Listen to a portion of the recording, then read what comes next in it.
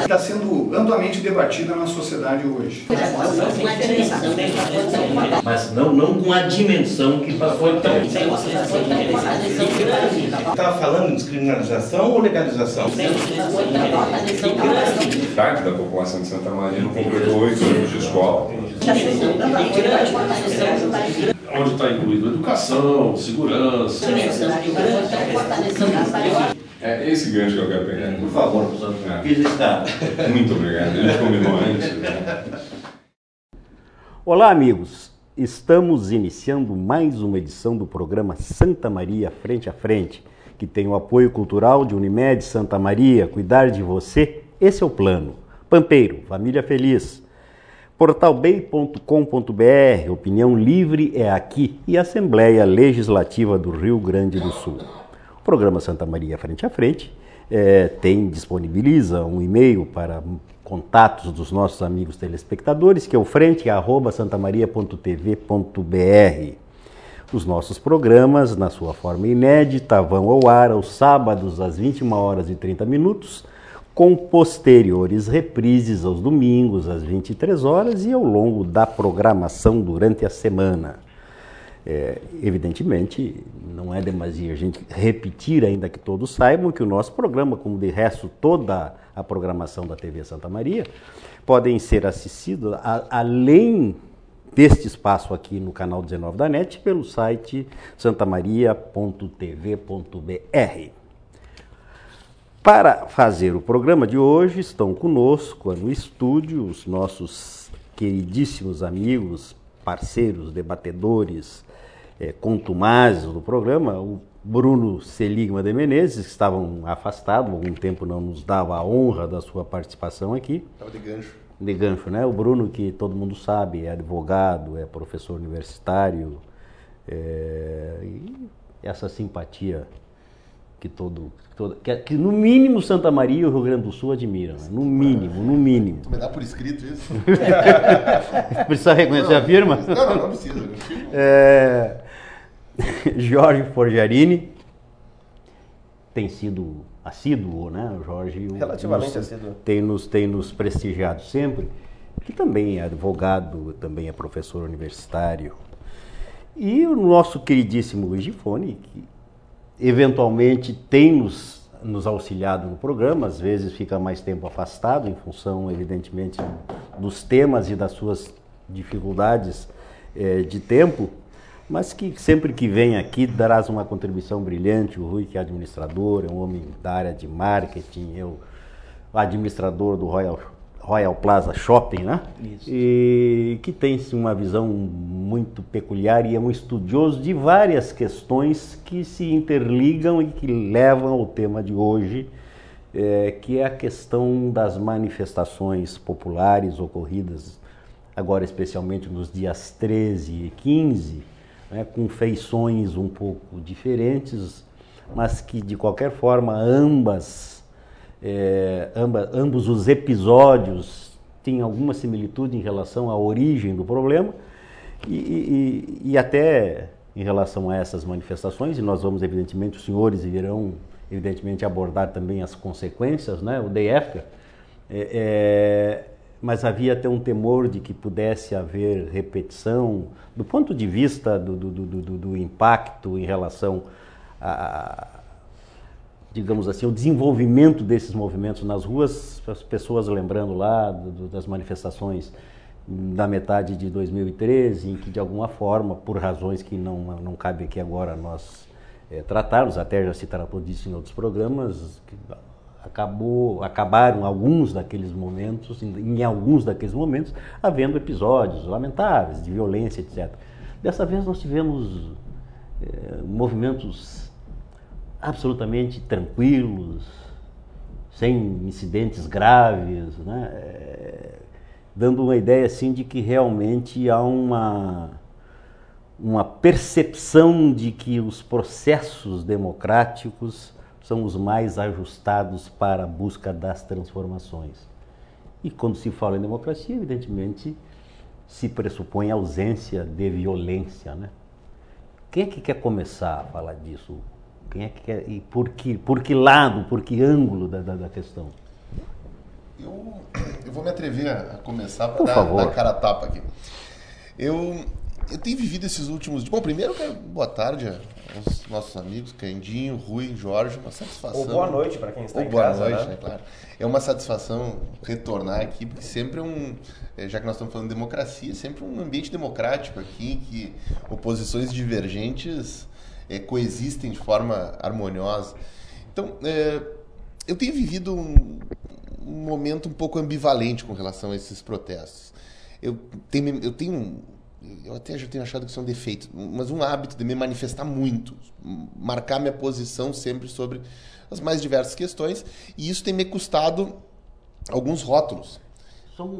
Essa é uma qualidade e um defeito da juventude. É verdade. Isso o tempo vai corrigir. E isso tem me custado alguns rótulos.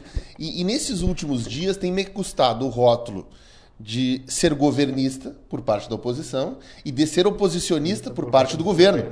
Então, tu não pode ser crítico de questões pontuais. Tu tem que comprar o pacote. E isso é uma característica, eu acho, do nosso momento político. Não se admite que tu concorde com parte e tu discorde de parte. Tu tem que ser rotulado pelo todo. Então, eu acho que o que nós temos de mais proveitoso desses movimentos do dia 13 e do dia 15 é a possibilidade das pessoas terem podido ir para a rua, terem podido externar sua posição. Agora, eu vejo com muita preocupação algumas questões que se apresentaram daí. Eu não consigo entender hoje, e aí vou ser crítico ao governo, eu não consigo entender uma única razão para se ir à rua defender o governo. O governo está perdido nesses 3 meses, o governo toma medidas absolutamente antipáticas, e eu não vou discutir se elas são necessárias ou não, mas elas são antipáticas, a ponto de o povo ir para a rua defendê-las, mas é lícito que as pessoas vão às ruas defendê-las. Por outro lado, eu vejo muitas razões para se ir às ruas contra essas medidas do governo, mas eu vejo com absoluta preocupação quem iniciou esse movimento. Quem acompanha isso pela internet, já com um pouco mais de atenção, pode ver que esses movimentos eles não foram agendados depois das medidas de ajuste fiscal do governo. Esses movimentos eles estão marcados desde pós o período eleitoral e antes da posse desse governo. Já estavam marcadas manifestações para o início do ano. Então, se caracteriza efetivamente como um terceiro turno, como um movimento que, a despeito de tudo que se utilizou para fundamentá-lo agora, ele já estava marcado com uma antecedência bastante grande. E aí, se vocês entrarem em perfis como Revoltados Online no Facebook, vocês vão ver pessoas de preto, de coturno, com uma camiseta toda preta, com uma faixa verde e amarela atravessada, escrito impeachment já, de boina militar, insuflando a população para ir às ruas. E aí, quando eu vejo pessoas, e eu vou usar a expressão, entre aspas, se me permitirem aqui essa metáfora, pessoas de bem indo às ruas, e eu quero dizer de bem, assim, pessoas de boa fé indo às ruas para reivindicar questões absolutamente essenciais e necessárias para a nossa sociedade, mas elas acabam legitimando um movimento que é um movimento nefasto, um movimento antidemocrático, é um movimento absolutamente elitista, nacionalista. E quando eu vejo pessoas dizendo assim, eu vou às ruas com a camisa do Brasil, de verde e amarelo, porque é um movimento apartidário, eu vou dizer para vocês, eu me apavoro com isso. Porque quando se despolitiza a política e quando se torna um movimento ultranacionalista, se cai no fascismo. Se cai no fascismo. E aí eu vejo pessoas, como teve aqui em Santa Maria, como teve no país inteiro, pessoas de boa fé, que eu sei que realmente estão querendo menos impostos, estão querendo mais educação, estão querendo mais saúde.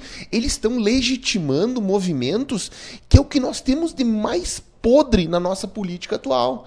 Então, espremendo tudo que aconteceu entre o dia 13 e o dia 15, eu fiquei verdadeiramente apavorado. Embora seja lindo, e eu vou dizer para vocês, eu vejo e me emociono quando eu vejo o povo na rua cantando o hino nacional, eu acho isso muito bonito, eu acho emocionante. Agora, quando eu vejo que essas pessoas, e muitos conhecidos meus se sentiram ofendidos quando eu disse isso, eu vejo muita gente sendo inocente útil de uma massa de manobra extremamente perigosa, como esses grupos de ultradireita que querem fazer um movimento desses parecer um movimento espontâneo, e ele não tem nada de espontâneo, e ele tem interesses absolutamente obscuros, eu fico apavorado. Eu fico completamente apavorado. Eu sabia que eu ia começar polemizando e já vim chegando. A ideia do programa é essa. Eu devo dizer que eu sou um pouquinho mais otimista com relação a isso. Eu vejo todo e qualquer tipo de manifestação como sendo positivo, por mais que eu ache absurdo o teor dessa manifestação. Eu vejo realmente com alguma preocupação, né, principalmente manifestações pela internet, que são anônimas ou pelo menos são distantes, né, revoltados online, e outros do tipo que propagam ódio, propagam violência, etc, etc. Mas por incrível que pareça, a democracia ela deve abranger isso tudo, né?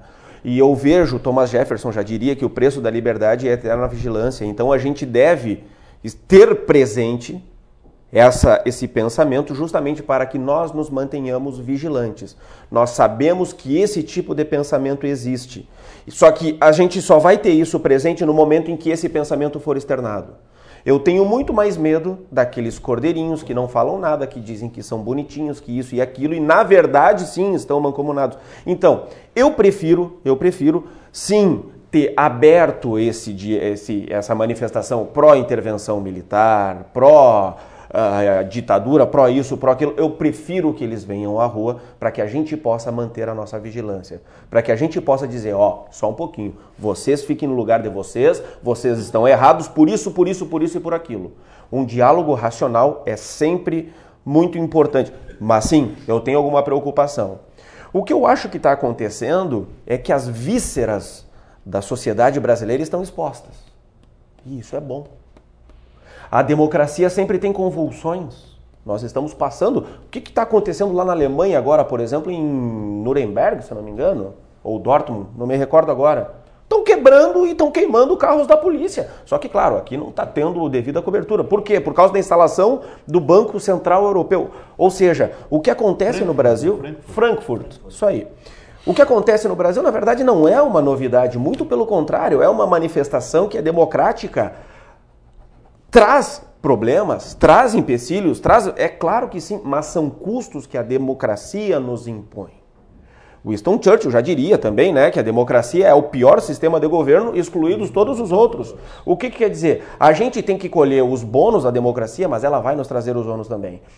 Eu não vou entrar tanto no mérito dessa manifestação do dia 15, tampouco da do dia 13. Tá? Eu não participei de nenhuma nem outra, porque eu não tinha uma identidade ideológica com elas. Agora, eu acho aquilo que aconteceu absolutamente salutar. E digo mais, até para encerrar essa primeira fala, nada do que aconteceu, tanto no dia 13 quanto no dia 15, é causa de alguma coisa, é sim sintoma. Se houve uma manifestação no dia 13, é sintoma, é consequência de algum fato anterior. E se houve a do dia 15, também é sintoma de fatos anteriores. Em ciência política, em sociologia, a gente acaba trabalhando um pouco disso. Nada acontece por acaso. Deu quebra-quebra lá, não sei o que. Bom, vamos analisar as causas antes de sair descendo o relho em todo mundo. Eu gostaria de dizer que eu concordo contigo. Eu acho que as duas manifestações foram extremamente importantes, mesmo com alguns problemas.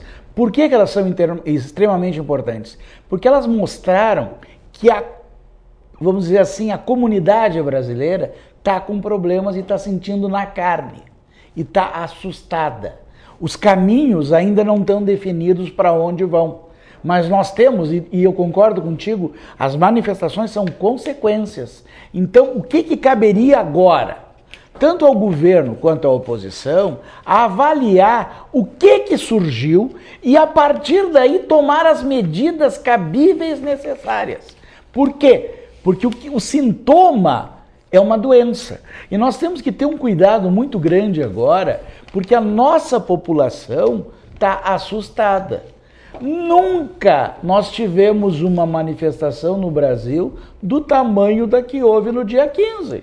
Isso é positivo. Teve os infiltrados no meio. É negativo. Infiltrados que digam que teve gente que, olha, no mínimo está dizendo uma bobagem, me falar em ditadura. Eu não admito se falar em ditadura de nenhum tipo. E teve gente falando, vamos voltar. Não, gente, não é esse o caminho. Nós temos que pegar isso aí para ver o que realmente a nossa população brasileira quer. Então, esses movimentos são muito importantes. E surgiram, nós estamos vivendo uma crise moral sem precedentes, tá? Nós estamos vivendo um momento muito complicado. Nós tínhamos algumas realidades em que determinados partidos determinavam o que ia se fazer. Nós temos que mudar, o mundo mudou, o povo mudou. E eu estou gostando porque eu acho que o povo está se manifestando, eu concordo contigo. Nós estamos conseguindo ver o que está acontecendo, quem é quem. E isso nos permite tomar decisões. E aí entra no que a minha formação é administração com especialização em marketing. Marketing para mim é tudo. Porque com o marketing, que não é comunicação, que o pessoal confunde, tá? Os partidos políticos brasileiros hoje têm bons comunicadores, péssimos marqueteiros. Porque um bom marqueteiro vai lá ver o que o povo quer e oferece ao povo e se mantém no poder. Isso aí não é invenção nova, Maquiavel já dizia isso há muito tempo. Então o que nós temos que fazer? Nós temos que conseguir satisfazer as necessidades do povo. E nós tínhamos no Brasil algumas dificuldades, nós temos alguns partidos, tanto de direita quanto de esquerda. Aliás, de direita nós nem temos. Na realidade, todos os nossos partidos são de centro-esquerda. Talvez o DEM a gente possa... o DEM, mas dá. O PP era, mas... O PP, o próprio Gergen agora diz que não existe mais. Não existe mais. São coisas complicadas, mas na realidade, a grande maioria dos nossos partidos se posiciona à esquerda, centro-esquerda, mais ou menos. E eles, entre eles, brigam de uma maneira que esquecem que o povo é que merece a atenção. O povo é que nós temos que resolver os problemas do povo. Nesse aspecto, eu acho que se discute muita coisa fora Dilma. Eu no Face, tu comentou uma coisa, eu não compartilho Revoltados Online, não admito, anti-PT, só compartilhei uma vez porque eles largaram uma piada que eu achei demais, tive que... Não deu, eu não resisti, eu tive que... Mas de uma maneira geral, tudo que é anti, que é escrachado, que é... Eu gosto de compartilhar coisas quando tu tem uma origem, tu vê que não é um Face fake, que tem quem está dizendo, que tem procedência, porque tem muita coisa que sai no Face, que é uma nova realidade. A nossa situação atual passa por um momento maluco. O Facebook hoje manda.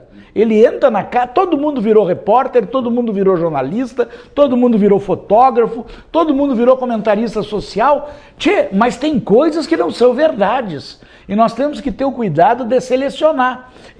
Aqui, por exemplo, Realidade Santa Maria. Tudo que dizem, se for alguma coisa mais séria, eu vou em 2 sites para ver se é verdade ou não.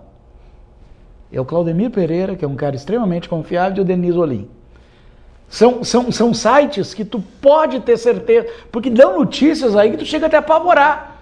Vai acabar o mundo hoje, agora. Vai para o mercado comprar, e não é verdade. Então a gente tem que ter o cuidado de ver quem realmente está postando coisas sérias e está vendo a origem das postagens. Isso é complicado. Muito bem, nós estamos fechando bonitinho, redondinho o tempo, sem precisar cortar a palavra de ninguém, né, como eu gostaria de fazer sempre, né? É que a gente já entendeu o sinal, de levantar o óculos. Ele dá um recado!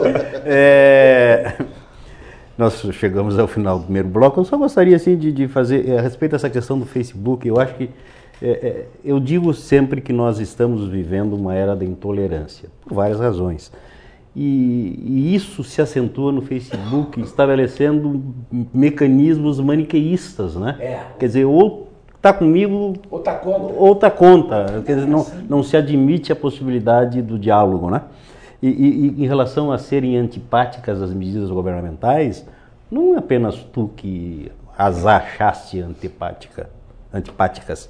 Por exemplo, eu ouvi o senador Paulo Paim, que é insuspeito, é petista, e que baixou o cacete, né, nas medidas provisórias editadas pelo governo e que estão ainda por serem transformadas, convertidas em lei ou não pelo Congresso Nacional. Talvez antes disso o senador já não seja mais petista. Pois é. Nós vamos fazer um intervalo e já retornamos. É esse gancho que eu quero pegar. Por favor, professor, registar. Muito obrigado. A gente combinou antes, né? A revolução em design e tecnologia já chegou na Pampeiro. Chegou o Up, o subcompacto da Volkswagen, produzido no Brasil por quem gosta de ousar. Tudo nele é Up. Venha conhecer toda a segurança, potência e economia deste modelo. Passe na Pampeiro e faça um test drive no novo subcompacto da Volkswagen. Conheça o Up, um carro planejado especialmente para o seu jeito de ser, está esperando por você na Pampeiro. Centro de Valorização da Vida, bom dia. Estou aqui para lhe ouvir. Os voluntários do CVV Santa Maria prestam um serviço de apoio emocional gratuito e sigiloso a todos que desejarem compartilhar seus sentimentos. Cuidar de cada detalhe, esse é o plano. Transformar um sonho distante em seu próximo destino, esse é o plano. Cuidar hoje do amanhã, esse é o plano. Envelhecer sem ficar velho, esse é o plano. Conseguir almoçar em casa, esse é o plano. A Unimed sabe que seus planos são importantes para a sua vida e se cuidar é a maneira de você realizar cada um deles. Cuidar de você, esse é o plano. Unimed. Por favor, professor, registar. Muito obrigado. A gente combinou antes, né? Estamos de volta com o programa Santa Maria Frente a Frente, que tem a parceria, o apoio cultural de Unimed Santa Maria, cuidar de você, esse é o plano. Pampeiro, família feliz. Portalbay.com.br, opinião livre é aqui. E Assembleia Legislativa do Rio Grande do Sul. Repetindo, o nosso e-mail para manifestações e contatos dos telespectadores é frente@santamaria.tv.br. Convidamos os nossos queridos amigos para que confiram nossos programas sempre, na sua forma inédita, aos sábados, às 21h30 e, posteriormente, nas reprises aos domingos, às 23h e ao longo da semana. Antes de retornarmos, repetindo uma vez mais, que o nosso programa e a programação da TV Santa Maria, o seu canal comunitário, podem a TV e o programa ser assistidos, acessados, além deste espaço aqui no canal 19 da NET, pelo site santamaria.tv.br. Conversando com Bruno Menezes, Jorge Forjarini, Rui Gifone sobre os protestos, as manifestações populares dos dias 13 e 15 passados, agora no mês de março, as causas, repercussões, possíveis consequências. No primeiro bloco nós tivemos uma análise bastante equilibrada, bastante ponderada dos três, e não aconteceu assim como eu cheguei a imaginar e até crescer um pouquinho o canino, a possibilidade de que houvesse sangue e tal, num debate. Ainda não. Ainda não, mas vai dar tempo, temos tempo ainda. Né? Mas, Candinho, eu gostaria só de aproveitar um gancho que tu mencionaste no final do bloco passado, quanto ao maniqueísmo que existe hoje no Brasil, que o Brasil hoje é um país de pessoas com os nervos à flor da pele e que existe uma indisposição ao diálogo. Eu acho que isso, de uma forma ou de outra, faz parte da natureza ou da índole do povo brasileiro, mais do que isso do povo sul-americano, né? Existem estudos, até o Sérgio Buarque de Holanda, ele menciona, Robert Dahl também, um americano, menciona, John Elster, que as populações latino-americanas elas são mais tendentes ao despotismo. Elas aceitam o despotismo, aceitam a tirania, aceitam a ditadura com mais facilidade. E muitas vezes manifestam esse sentimento despótico no seguinte sentido: é o que eu quero e quem não está comigo é sem vergonha, corrupto, lacaio, jaguara, seja lá o que for. Né? Então, a ideia do fora Dilma, por quê? Porque eu não concordo contigo, isso é muito comum. Assim como fora o Sartori, porque eu não concordo com o Sartori, é muito presente. A gente via, era só entrar um governador do estado que o CEPER já estava lá com uma faixa enorme dizendo fora governador. Sempre foi assim. E isso a gente vê com muita presença nessas manifestações aí, esse espírito despótico. E então, para ilustrar, até eu estava conversando com um amigo meu e eu mencionei num dado momento que a ditadura militar brasileira, ela deveria ser tratada com a mesma firmeza que a ditadura de Getúlio Vargas, por exemplo, é tratada. Por quê? Porque ambos foram ditaduras. E se a gente parte de um pressuposto objetivo, ditadura deve ser tratada com a mesma ojeriza que qualquer outra ditadura. Afinal, são coisas semelhantes. O que ele me disse? Não, mas o Getúlio Vargas era diferente. Porque ele deu isso, deu aquilo para os pobres. Ok, mas vamos falar objetivamente. A gente não pode aceitar, a gente não pode permitir e até querer uma ditadura simplesmente porque vem aos nossos interesses. Concordo. Só uma curiosidade muito pessoal, queria a sua avaliação sobre isso. O senhor falou dessa situação brasileira e latino-americana, dessa conformidade com... Conformidade não, até predisposição. E eu te perguntaria, do teu ponto de vista, isso seria uma questão de um determinismo histórico ou é uma questão étnico-cultural? Eu acho que é um determinismo histórico, é a ideia que tem de path dependence, né? É dependência em relação ao caminho. As nossas instituições, elas foram talhadas nesse sentido ditatorial, tirânico e paternalista ao mesmo tempo. Então, por isso que nós costumamos ter governos que são, ao mesmo tempo, ditadores, déspotas, porém populistas. O populismo se faz muito presente com o Perón, com o Fujimori. Tanto com a direita quanto com a esquerda. Tanto com a direita quanto com a esquerda. Então, sim, isso faz parte da nossa história, da nossa cultura. Acho que isso pode mudar, e isso começa a mudar.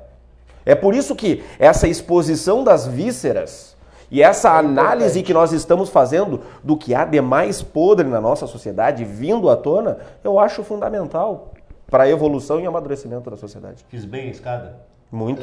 Trampolim perfeito.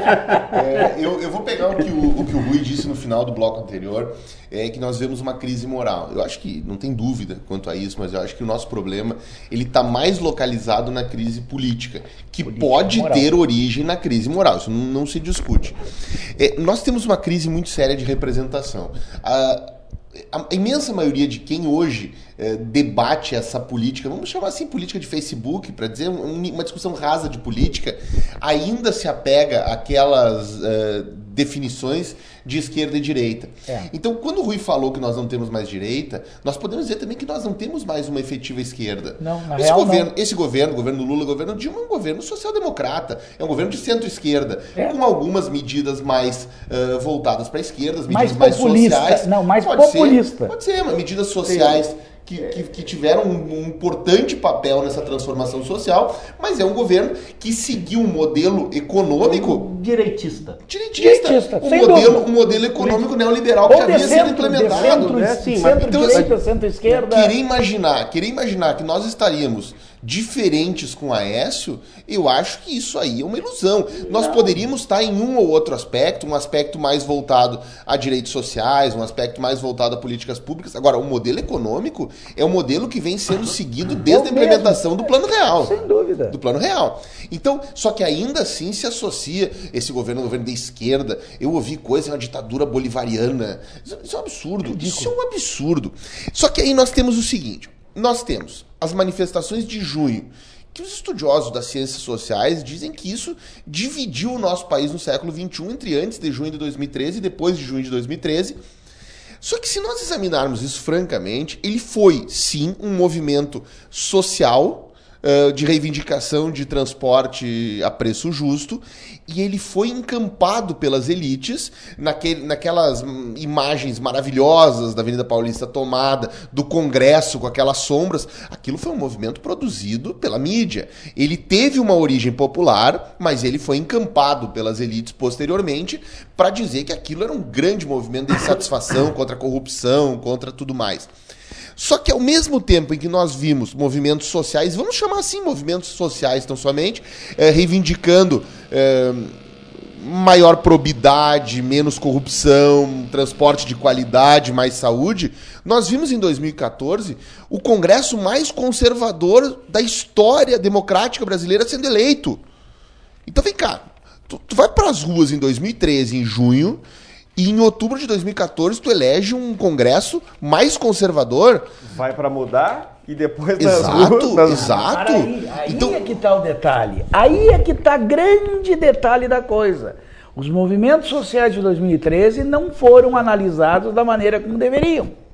Porque quando nós estávamos conversando antes aqui, nós estávamos comentando sobre a hierarquia das necessidades de Maslow. Primeiro tu quer comida, segurança. O que o conservador faz? Ele te dá segurança. Aí é que tá. Por que que os... Eu tenho alguns eleitos conservadores que eu tenho verdadeiro asco. Porque é uma vergonha. Só que por que eles tiveram tanto voto? Porque os populistas se esqueceram que tu quer ter uma casa segura, uma família segura e uma possibilidade de crescimento. E o discurso dos conservadores é ordem. É ordem. Ordem. Aí é que tá, ficou fácil. Isso é marketing. Os especialistas de marketing desses conservadores viram um nicho de mercado e foram os deputados mais votados do país. Então o que é isso aí? Isso é falta de competência mercadológica dos Mas é falta de consciência política. Não É um país que está há 30 anos democratizado e isso não faz parte da nossa essência. Como faz, por exemplo, do povo argentino. O povo argentino ele tem enraizado um sentimento, um senso político crítico muito mais agudo que o nosso. Eles vão para o debate político trazendo elementos sociais, elementos culturais, elementos éticos que o nosso, e nós falamos volta e meia isso lá no programa do Claudemir, nós limitamos isso a uma briga de torcidas. É o vermelho contra o azul, é o Grenal. Mas é que a Argentina, para mim, é uma eterna incógnita. Porque um país que já foi a segunda economia do mundo, que tem sabidamente as terras mais férteis do mundo, que tem uma população que já extinguiu o analfabetismo em 1910... Eu não entendo como é que a Argentina consegue patinar tanto e volta para um regime populista e deixa cair numa ditadura que foi, sim, pior do que a nossa, foi mais sangrenta. Todas as ditaduras argentinas foram mais sangrentas. Ou seja, a cultura política argentina, muitas vezes, me parece que ela é debater panela. Mas mais Jorge, passional. É aqui que eu chego, Jorge. É nesse ponto. Essa crise política que nós temos, nós temos um grande problema. Essa nossa ferida da ditadura, ela não está cicatrizada ainda. Tem gente que acha que ela é uma ferida profunda e tem gente que acha que ela é um arranhão. Então, no ano passado, na Comissão da Verdade, foi isso que se discutiu. Não, estão desviando o foco. Então, há pessoas ainda no nosso país que diminuem a importância da nossa ditadura. Concordo com o Rui, toda ditadura é terrível. Toda ditadura é um golpe. Só que nós temos pessoas que ainda dizem: ah, mas lá não tinha corrupção. Ah, mas nós tínhamos aquilo, mas em compensação tínhamos isso. Sabe o que aconteceu na Argentina quando acabou a ditadura? Eles acabaram, por exemplo, com polícia militar. Eles não têm polícia militar. Por quê? Porque o povo ficou tão doído dessa militarização que eles não conseguem admitir a possibilidade de um policial se identificar como militar. Eles só têm polícia civil. Ou seja, eles trataram isso, doeu neles, mas eles trataram. Tanto trataram que tá cheio de general preso no subúrbio de Buenos Aires. E nós temos pudores de fazer isso, nós temos ainda dificuldade. E é por essa dificuldade que tem gente indo para as ruas hoje pedindo intervenção militar. E não é gente que viveu o período militar, é gente nova. É gente nova. Não sabe por quê? Porque tem gente em colégio chamando isso ainda de revolução, chamando isso de uma salvação do comunismo. Tem que tratar isso como golpe, tem que mostrar que isso foi sofrido, morreu gente. Sem dúvida. Porque senão vai ter gente ali bonitinho, penteadinho, com a escova feita, com cartaz dizendo que luta pela intervenção militar. E Bruno, eu vou fazer um adendo, não sei se tem tempo. Não, por favor, mas tem. Eu acho que a ditadura, além de exterminar pessoas, extermina inteligência. E eu coloco inteligência no singular porque eu falo da inteligência em si. Por quê? Porque acaba com os pensadores e blá blá blá. E mais, limita o teu foco de pensar. Eu vejo gente dizendo que antigamente tinha educação moral e cívica, tinha o SPB. Tá bem, mas o que era educação moral e cívica? Eu fiz. Era o quê? Era saber o que significavam as estrelinhas da bandeira, era cantar eu te amo, meu Brasil, eu te amo, era isso. E acabou. Ou seja, educação moral propriamente dita, educação cívica propriamente dita, doutrina nacionalista, ufanista, só. Organização Social e Política do Brasil, ou SPB, o que tinha? Saber que lá era a população nordestina, que era composta por isso, e acabou. Não existia um debate mais aprofundado com relação a qualquer forma de pensamento. Ou seja, limita tudo. O que aconteceu lá com o Floriano Peixoto em Florianópolis? Deceparam 70 das cabeças pensantes do estado de Santa Catarina. que justamente era uma das forças proeminentes do Brasil na época, deixou de ser a partir de então. Ou seja, querer a ditadura é fruto justamente dessa imbecilização que a própria ditadura proporciona. E da ignorância histórica, né? E da ignorância histórica e da sequência que aconteceu. Porque nós estamos vivendo um momento, gente, que eu considero assim bastante complicado. Porque tem gente discutindo ditadura que não conheceu ditadura. E esse é um problema. Eu fico apavorado quando eu vejo as pessoas dizendo... Tá tentando passar no Congresso uma tentativa agora de censura à mídia, tá? De todo o conteúdo que for publicado. Boris Casoy, há 2 dias no Jornal da Band, de uma entrevista do Lula, o Lula disse que a única maneira de manter o regime atual e a paz é censurar o Facebook, censurar a mídia e os conteúdos serem... E eu não estou dizendo... O Boris Casoy não é louco. Ele é um jornalista respeitado e ele falou isso com todas as letras. Eu não posso admitir uma censura na mídia, gente. Isso para mim é voltar à ditadura militar.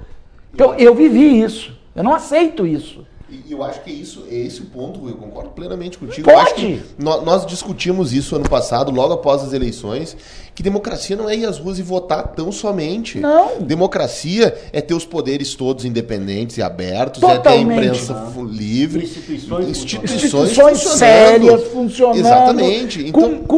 Vocês vão me desculpar, mas aí eu tenho algo... Eu não quero o impeachment da Dilma, já digo isso para vocês com todas as letras, porque eu acho que tá ruim com ela, vai ser muito pior sem ela.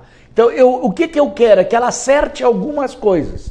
Por exemplo, nas medidas provisórias agora, a aposentadoria no somatório dos 85 e 95 é muito bom, é muito melhor que o fator previdenciário que nós temos hoje. Muito mais justo e muito mais honesto. Só que tem gente divulgando que só vai se aposentar com 95.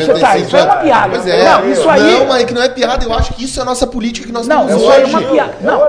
Não, mas isso é sem vergonhice. Claro e aí que nós temos que enxergar que essa é a nossa política de factoides. É muito mais justo do que o fator previdenciário. Claro. Porque quem começar a trabalhar mais cedo no sistema 85-95 vai se aposentar mais cedo. Claro. Só que tem uma coisa que ninguém se lembra. Isso aí foi um projeto do Fernando Henrique Cardoso em 2000 e que o PT foi radicalmente contra e não deixou passar. Exatamente. Então, aí nós temos os ranços. Segunda coisa que é muito bom, o que a Dilma está fazendo com relação ao seguro-desemprego. Eu sou totalmente a favor do seguro-desemprego para quem trabalha.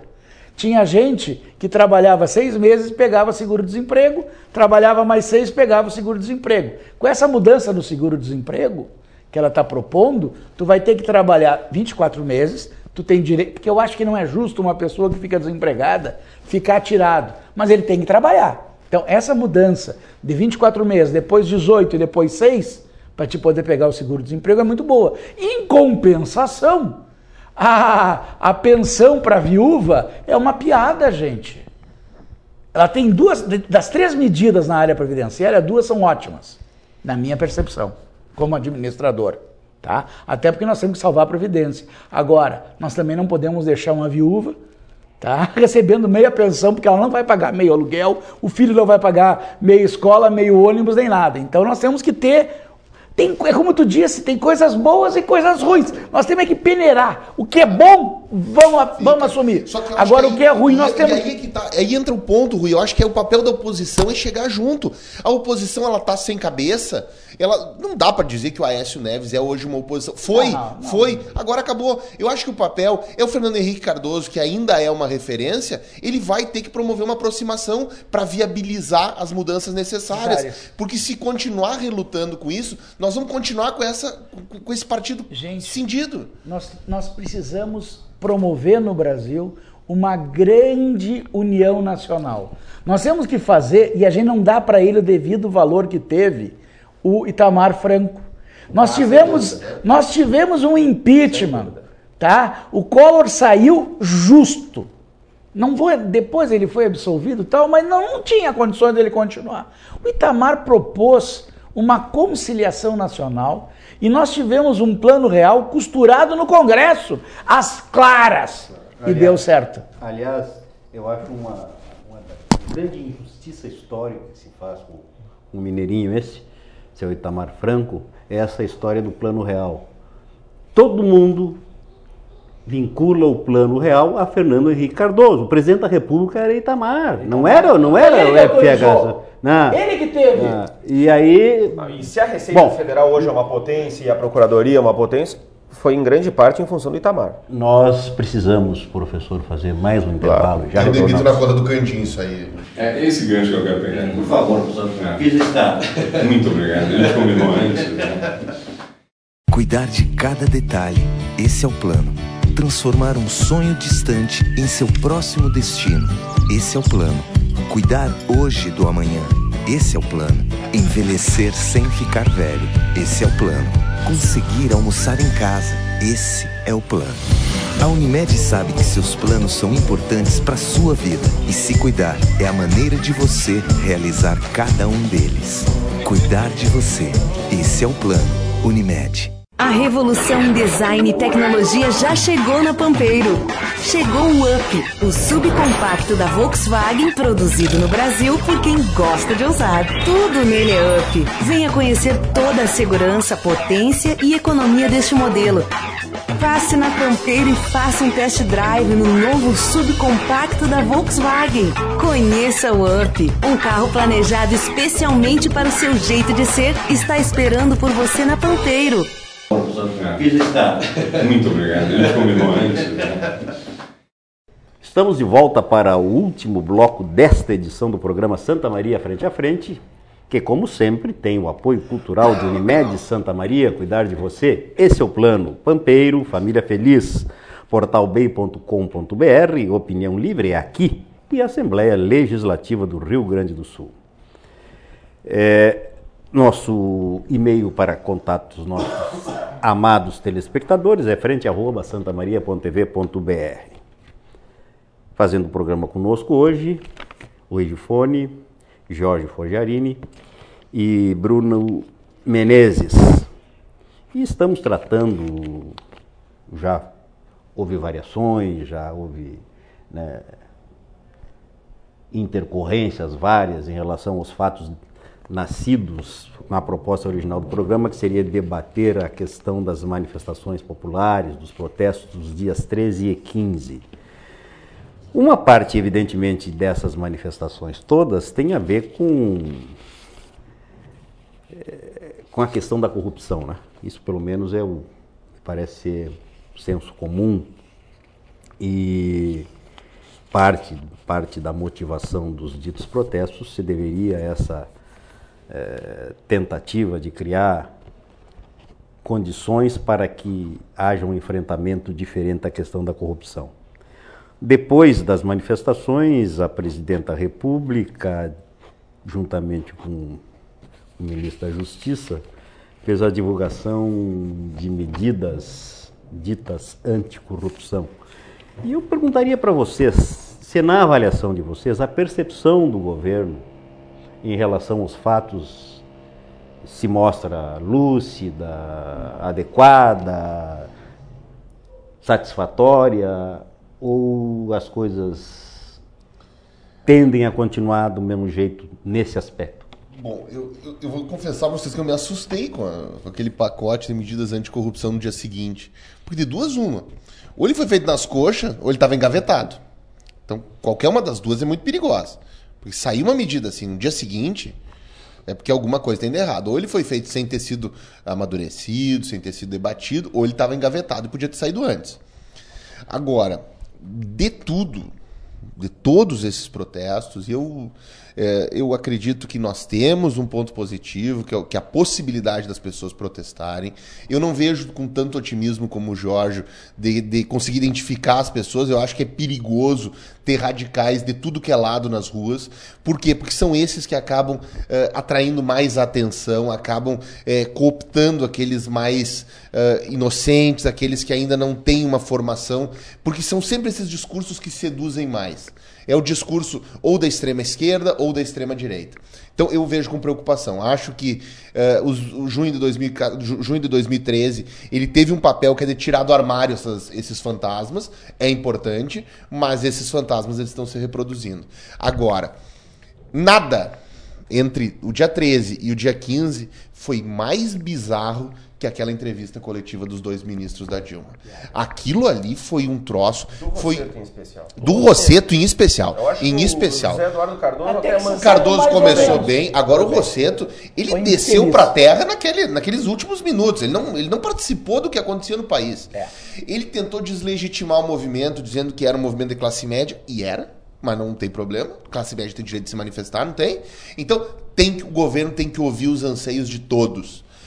É evidente que que essa análise política que foi feita de que quem movimentou o país naquele domingo não foi quem votou na Dilma, é uma constatação política que para o governo tem que ser importante. Mas ela não pode vir numa entrevista coletiva do Ministério. Para a economia interna se admite. Para a economia interna, claro que se admite. Agora, numa entrevista coletiva para fazer um balanço do movimento publicamente, o Rosseto falou 3 vezes que não eram eleitores da Dilma. Então, assim, para mim, eu acho que o governo estava atordoado. O governo tomou uma bordoada e não soube de onde veio. Eu acho que sim, nós podemos questionar N origens, legitimidade, tudo isso nós podemos questionar. Agora, que foi uma bordoada pro governo e o governo não soube de onde que veio, aquela entrevista demonstrou isso. O governo está despreparado para conviver com o que está acontecendo. Eu gostaria de até comentar, porque agora, ontem foi divulgada uma pesquisa do Datafolha.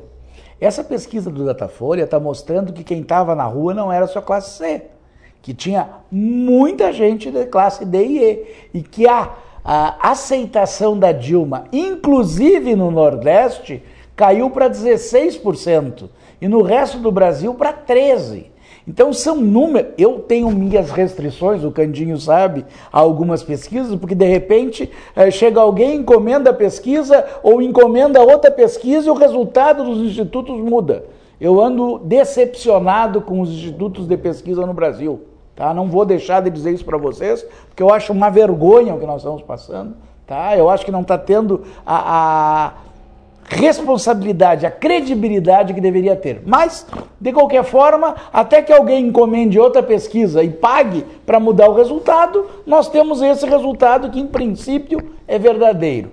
E nesse princípio que é verdadeiro, os números são assustadores. O governo não tem a aceitação para se manter. Se nós tivéssemos um parlamentarismo, que nós não temos, infelizmente, o governo já estaria derrotado total. E uma outra coisa que nós discutimos aqui, que é a proximidade com os nossos deputados. Nós deveríamos ter um voto distrital. Não tenho dúvida. Que não tem Aí tu vai ter contato com o teu representante. Porque depois que ele se elege, ele se esquece da base eleitoral e esquece. Nós temos que mudar, nós temos que aproveitar esse movimento para mudar algumas coisas no Brasil. Tá? E eu acho que acho importante acabar com porque o que o governo está fazendo? Ele tapou o sol com a peneira com a resposta do Rosseto e do Cardoso, tá? Mas ele não foi no problema. É um problema de credibilidade, ele devia ter dito realmente, estou vendo a mensagem de vocês, vamos ver o que vamos fazer e não largar um pacote anticorrupção um dia depois, sem nenhuma base, igual ao pacote que o Lula largou em 2005 e não mudou nada. E que não foi implantado. Eu acho que é muito mais sério para dar credibilidade no Brasil. Nesse meio tempo, o que ia acontecer? Dias Toffoli, um advogado, que eu tenho um respeito por ele, não tenho dúvida nenhuma, mas ele foi advogado do PT quanto tempo? Ele deveria se declarar, como é que vocês chamam no direito? Impedido de julgar um caso que pega o PT. Não, ele vai para lá para julgar. A população como um todo está dizendo, isso é pizza. Mas aí entram vários aspectos. Eu acho que assim, eu acho primeiro, a corrupção ela não é causa dos nossos problemas, ela é consequência. Consequência, claro. Ela é consequência de um sistema eleitoral totalmente corrompido. Eu acho que é causa. Totalmente corrompido. Agora a questão do Supremo é algo muito mais complexo do que só o Toffoli. Porque assim, A Dilma está há 1 ano sem nomear um ministro do Supremo, tem processos lá parados, precisando de ministro para julgar, e ela não nomeia. Aí, quando se aventa a possibilidade de que o ministro que ela vai nomear será um ministro que vai julgar a Lava Jato, antes desse ato de moralidade duvidosa do Toffoli, o Gilmar Mendes já teve um também de moralidade duvidosa, levantando essa lebre. Só, quem sabe alguém migra para cá, porque o ministro novo vai julgar a Lava Jato. Então, eu acho que o Toffoli, ele foi um contragolpe, uma tentativa de golpe já do Gilmar Mendes. Então, o próprio Supremo está nessa crise. Essa crise moral, ela se impregnou em todos os palácios. O Supremo é muito maior. Porque, na realidade, nós estamos usando um sistema de nomeação de ministros que é muito suspeito.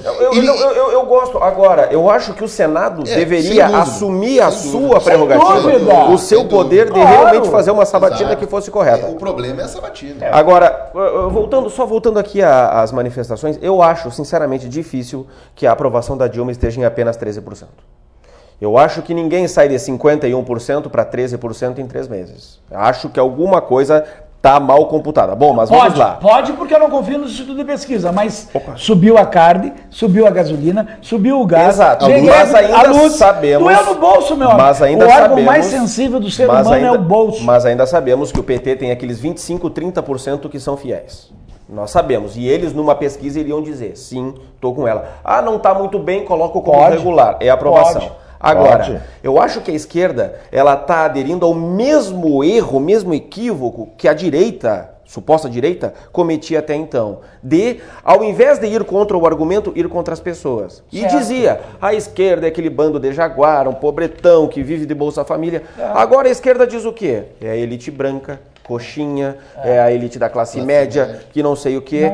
Ou seja, nós temos uma segregação total. Nós temos uma superficialização da discussão e não estamos chegando a ponto nenhum. Claro que sim. Ou seja, erguem-se os dedos, apontam-se os dedos para as pessoas e não se debate o que é essencial. Agora, eu acho que a Dilma mudou depois dessa Espero que mude. Dessa entrevista catastrófica, eu acho que melhorou. Tanto é verdade que ela já apareceu em entrevistas coletivas 3 vezes. Muito mais do que ela apareceu nos 3 meses anteriores. O que eu quero dizer? Ela tem que aparecer, e aí eu não estou falando porque eu sou partidário, eu sou apartidário, só que líder tem que aparecer para a sua população como sendo líder. Tem que aparecer e dar o exemplo. A figura do líder, a figura do presidente, ela é essencial para que nós nos sintamos, de alguma forma, presididos. Seguros. Então, ela tem que aparecer, e mais, ela tem que aparecer com uma voz firme, com uma cara limpa, com uma apresentação, e eu acho que ela se deu conta disso. E com soluções, né? Ela errou já em botar o Cardoso e o Rosseto. O Cardoso, ok. Agora, o Rosseto, ele não tem envergadura, para começar, ele não tem envergadura para falar em nome da presidência, e ele falou bobagem a torto direito. É verdade. Bom, é complicado, né? Quer dizer, então, vocês acham que a batalha final não será entre coxinhas e petralhas? Não será, né? Espero que não. Espero que não, concordo. Não, vai acontecer coisas muito piores ainda. Melhores, mas piores também. Tem situações muito complicadas pela frente, mas tudo se resolveria com uma boa administração. O que muda a situação agora, Candinho, é uma boa administração. Se a Dilma conseguir, em vez dela brigar, chamar de coxinha, ou ela tomar atitudes corretas que deem resultado e que deem perspectivas, está resolvido o nosso problema. O que nós queremos é uma administração competente, é uma liderança competente. Esse é o problema. A impressão que eu tenho, eu digo isso sempre que surge a oportunidade, o nosso sistema representativo é complicado, né? O executivo, o nosso executivo tem poderes quase imperiais, contrabalançado hoje por um poder legislativo capenga do ponto de vista do cumprimento das suas finalidades essenciais. E um judiciário que legisla. Pois é. Mas assim, além disso, nós temos, por característica de algumas figuras que ascendem à presidência da República, essa coisa agravada, porque são figuras autoritárias, A presidente da República é autoritária. Ela é uma pessoa de personalidade forte, né? Pouco afeita ao exercício da humildade, que isso engrandece as pessoas, ao contrário do que muita gente possa pensar, né? Que não gosta da democracia. Né? E não é só ela, vários outros esses presidentes nossos. Então, eu acho assim complicado, porque tudo isso, mais uma vez, leva à discussão da necessidade de reforma política e nós parecemos o cachorro correndo atrás do rabo, né? As coisas não andam, não saem desse círculo vicioso e as soluções ficam, parece-me, cada vez mais distantes, né? Uma coisa que tu falaste, que eu digo sempre, Rui, com relação a esse fora Dilma, impeachment, sei lá, como já aconteceu com o Fernando Henrique Cardoso, né? Quando ele era a bola da vez e tal. Essas crises de governo, nós as resolveríamos de uma forma muito menos traumática e dolorosa se nós tivéssemos um sistema de governo parlamentarista. Aliás, a Constituição brasileira foi construída para recepcionar o parlamentarismo. Né? E acabou não vingando. Que eu faço diretas já. Né? Eu faço uma crítica diretas já, porque trouxe a ideia de que o único modo de democracia possível no mundo é a eleição direta do presidente. Não é evidente que não. Que é um evidente erro. Que não. Né? Mas é que ali havia um interesse. E quando houve o plebiscito, nós éramos muito imaturos. Nós não estávamos preparados e haviam interesses, e nós temos alguns partidos... Tu lembra, já imaginasse o doutor Leonel de Moura Brizola advogando a causa do parlamentarismo? Nunca. Impossível, né? Figuras que tinham um papel fundamental. O Brizola ele era muito personalista, era muito a figura dele, e o presidencialismo ele tende a dar ênfase à pessoa. Né? É a pessoa que é eleita, é ele que é votado, então é ele que recebe os holofotes e tudo mais. Olha, no parlamentarismo, só para mencionar, na Itália, por exemplo, em 6 anos foram 5 primeiros ministros. Né? Na Grécia foram 8 em 6 anos. Por quê? Porque entra, não tá legal, beleza, sai como cai técnico. Não dá problema, não tem convulsão social, não tem... E as coisas são feitas de forma não traumáticas, né? Democráticas, bacanas, bem executadas. De qualquer forma, eu não sei se vocês concordam com isso, mas parece que a gente tem que insistir nessa questão da reforma. Algumas coisas precisam ser mudadas. E em relação à corrupção, quer dizer, o foco, a matriz inicial desse processo está lá no próprio Congresso Nacional, está no sistema estabelecido no plano federal, com as chamadas emendas parlamentares, que viram um antro de negociata. Negociata pura e simplesmente. E agora, quando você fala em acabar com o financiamento privado, o Congresso rapidamente mostra que encontrou solução, triplicando a verba pública para os partidos. Quer dizer, né? Então que eu acho válido. Eu até prefiro, concordo contigo. Prefiro esse aumento, mas que acabe com o financiamento privado. Porque isso aí é só para esquentar a caixa 2. Isso é uma vergonha. Bom, o Leandro já determinou que acabássemos com o programa. Ele está gostando muito, foi muito legal, mas que infelizmente tem horário para estar cumprindo, né? Portanto, queríamos agradecer a generosa e talentosa participação do Bruno, do Jorge e do Rui, agradecer a paciência dos nossos amigos telespectadores e dizer que o Santa Maria Frente a Frente, se tudo correr bem, volta com um novo programa semana que vem. Até lá. Está sendo amplamente debatida na sociedade hoje. Mas não com a dimensão que foi tão... Estava falando de descriminalização ou legalização? Parte da população de Santa Maria não completou 8 anos de escola. Onde está incluído educação, segurança. É esse gancho que eu quero pegar. Por favor, professor. Fiz está. Muito obrigado. A gente combinou antes.